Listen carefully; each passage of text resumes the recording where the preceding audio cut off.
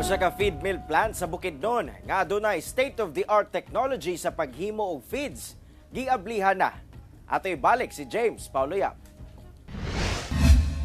Okay, ladies and gentlemen, we will begin the flying ceremony.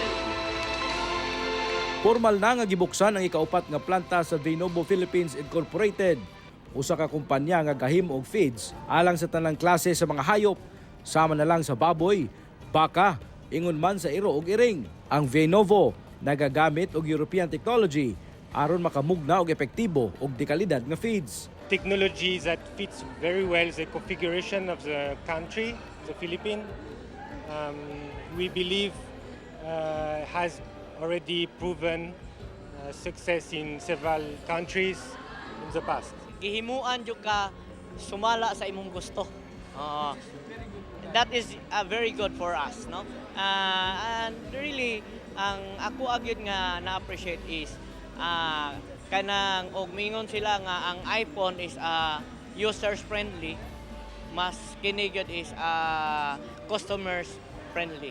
Proud to say na sa ilang feeds, maayo ang performance sa akong mga manok. When we do our formulation, the formulation is done like monthly, very often. Depending on what raw materials come in or what we have, then we'll formulate. So we don't force the issue, we work with what we have to make sure yung qualities niya remain the same. Nagunang raw material sa paghimo sa feeds ang produktong mais, kasava ug lubi kinsa makita rasab sa probinsya sa Bukidnon ug mga kasikbit nga lugar. Busad akong tabang kini alang sa mga mag-uuma tungod aduna nay direct buyer ang ilang mga produkto. The message is that we should be able also to look for the farmers' welfare.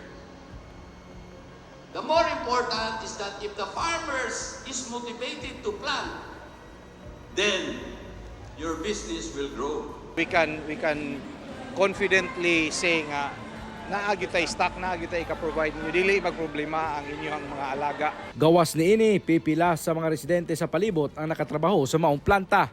Anything that can be done to help the community to contribute that extra mile will be done. Besides the fact that we are strong believers that you help someone by giving them a mean or giving them a way to also to generate.